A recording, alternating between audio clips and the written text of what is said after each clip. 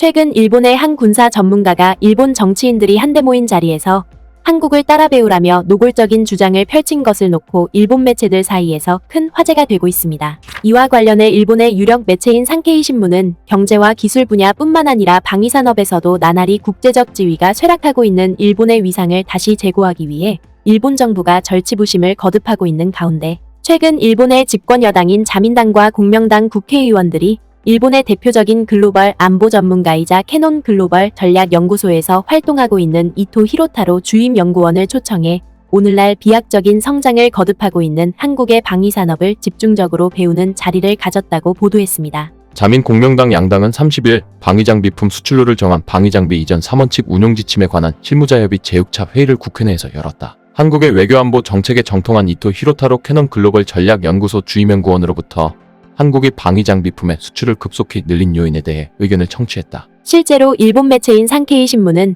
앞서 서론에서 밝혔듯이 한국의 방위산업이 무서운 기세로 세계 시장을 석권하고 있다고 보도했습니다. 한국은 최근 방위장비 수출을 급증시키고 있으며 지난해 10월 말까지 연간 계약으로 이전에 약 72억 5천만 달러를 크게 웃도는 170억 달러를 넘어섰다. 따라서 이 매체는 일본의 정치권 인사들이 자존심마저 내팽개치면서까지 오늘날 세계 최고의 위상을 자랑하는 한국의 방위산업을 필사적으로 따라 배우기 위해 군사 전문가를 국회로 초청해 강연회를 가지고 나선 것은 어찌 보면 당연할 수밖에 없다고 지적했습니다. 무엇보다 일본 여당 국회의원들을 상대로 강연에 나선 이토 히로타로 주임연구원은 그동안 한국의 방위산업을 일본 정부가 시급히 따라 배워야 한다며 줄곧 목청을 높여왔었습니다. 또한 그는 이번 강연뿐만 아니라 이미 그전에도 한국의 방위산업을 집중적으로 분석하는 논문 자료를 여러 차례 발표했을 뿐만 아니라 일본 매체와의 인터뷰도 마다하지 않을 만큼 한국의 방위산업 시스템을 일본에 접목하기 위해 매우 적극적인 자세를 보여왔습니다. 특히 2018년과 2021년 당시에 한국의 방위산업을 분석해 발표한 그의 논문을 들여다보면 그가 왜 그토록 일본 국회의원들에게 한국의 방위산업을 따라 배우라고 재촉하는지 그 이유가 적나라하게 담겨 있습니다.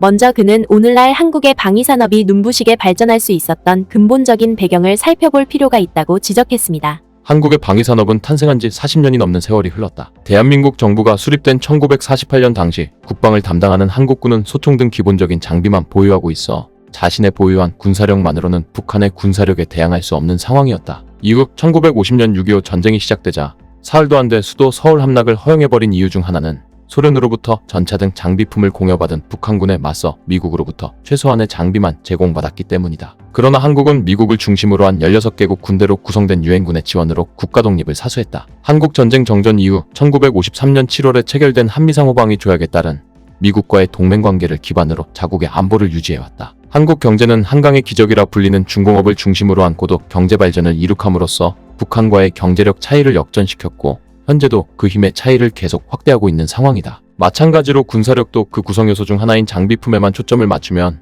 한국군은 미국 등에서 최신 무기를 적극 도입함으로써 장비 근대화와 전력 향상을 이뤄왔다. 또한 한국은 자국 내에서 장비품을 생산하고 독자적으로 개발 생산할 수 있는 기술력을 꾸준히 획득해왔다. 2000년대 이후에는 자국군의 수요에 부응할 뿐 아니라 외국의 장비를 수출하는 자세가 뚜렷해졌다. 그러면서 이토 히로타루 연구원은 자국의 방위산업을 발전시키기 위해 수십 년 동안 고군분투를 펼쳐왔던 한국의 이 같은 노력은 마침내 2005년과 2007년 사이에 T-50 전투기와 손원이람을 비롯해 흑표전차에 이르기까지 자체 기술로 만든 명품 무기를 잇따라 출시하는 쾌거를 이뤘고 2011년 이후부터는 대형 잠수함과 T-50 전투기를 인도네시아에 수출한 것을 시작으로 전 세계 곳곳에 막대한 방위 장비를 수출하는 저력마저 과시하면서 한국의 방위산업이 해가 갈수록 엄청난 성장세를 이어왔다고 소개했습니다. 최근에는 수출하는 장비품의 품목에도 변화가 나타나고 있는데 아직 수출이 그리 활발하지 않았던 20년 전에는 탄약과 군용 차량 등 기본 장비품이 수출 품목의 주류였던 반면 최근 10년간 항공기와 함정 등 대형 장비품뿐만 아니라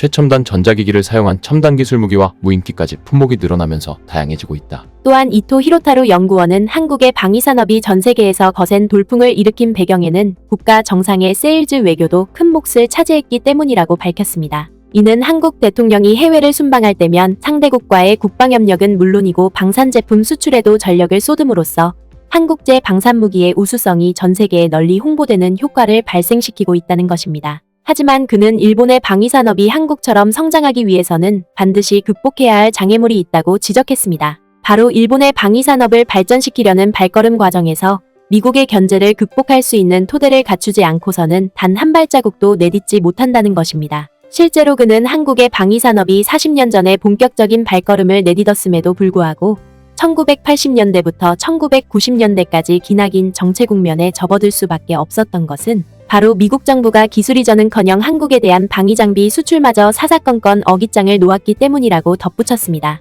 또한 그 당시 한국에서 만들어진 대다수 방위장비는 미국제 부품에 상당 부분 의존한 탓에 이를 외국에 수출하려면 상당액의 라이선스 비용을 미국 기업에게 지불해야 했을 뿐만 아니라 미국 정부로부터 판매 허가까지 받아야 했는데 이마저도 미국 정부의 갖은 규제로 인해 쉽게 허가받지 못했다는 것입니다. 1989년 한미안보회의에서 한국이 미국의 기술 지원으로 만들어진 장비품을 제3국에 수출할 경우 8%의 로열티를 미국 측에 지급한다는 양해각서가 체결됐다. 그러나 미국은 한국의 제3국 수출 허가에 여전히 소극적이었는데 그동안 수출 동의율이 평균 80%를 웃돌던 것이 1989년 이후 급격히 감소했다. 실제로 이토 히로타로 연구원이 작성한 도표를 자세히 보면 1990년대부터 미국 기술이 접목된 한국제 방산무기의 해외 수출이 미국 정부의 거듭된 퇴짜로 인해 번번이 무산됐던 사례가 잘 표시되어 있습니다. 특히 1992년에는 55건의 해외 수출 동의 요청 중 단 한 건도 동의받지 못한 것으로 나타나 있습니다. 따라서 그는 한국의 방위산업이 오늘날 미국마저 함부로 할 수 없을 만큼 세계 최고의 위치에 올라설 수 있었던 것은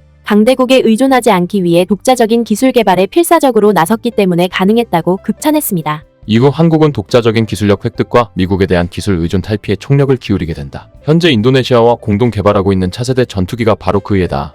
이 전투기를 개발하면서 미국으로부터 핵심 기술 이전을 거부당한 한국은 아무리 시간이 걸려도 독자 개발을 고집하고 있다. 미국 기술에서 유래된 부품을 사용함으로써 장비품 가격의 일정 비율이 미국 등의 라이센스료로 지급되는 현실을 바꾸고 싶다는 것이다. 더군다나 그는 한국이 미국에 대한 기술 의존도에서 벗어나 독자적인 기술로 방위산업을 구축할 수 있었던 것은 한국 국민들의 뛰어난 역량이 뒷받침된 것도 하나의 요인으로 손꼽힌다고 극찬했습니다. 이는 한국 국민들이 이미 IT와 자동차를 비롯해 조선에 이르기까지 다양한 산업 부문에서 독자적인 기술 개발과 연구 노력을 통해 세계 경쟁력을 크게 늘려왔던 만큼 방위산업 또한 이를 발판 삼아 재빨리 수출 경쟁력을 갖출 수 있었다는 것입니다. 따라서 일본의 군사안보 전문가인 이토 히로타로 연구원은 일본의 방위산업이 한국처럼 세계 최고의 위상을 갖추기 위해서는 일관된 기술 개발과 이에 따른 집중적인 투자가 필요하다고 조언했습니다. 특히 그는 2006년에 한국 정부 주도로 창설된 방위사업청을 일본 정부가 잘 연구해 볼 필요가 있다고 조언했습니다. 이는 방위 제품을 세계 각국에 효율적으로 수출하기 위해서는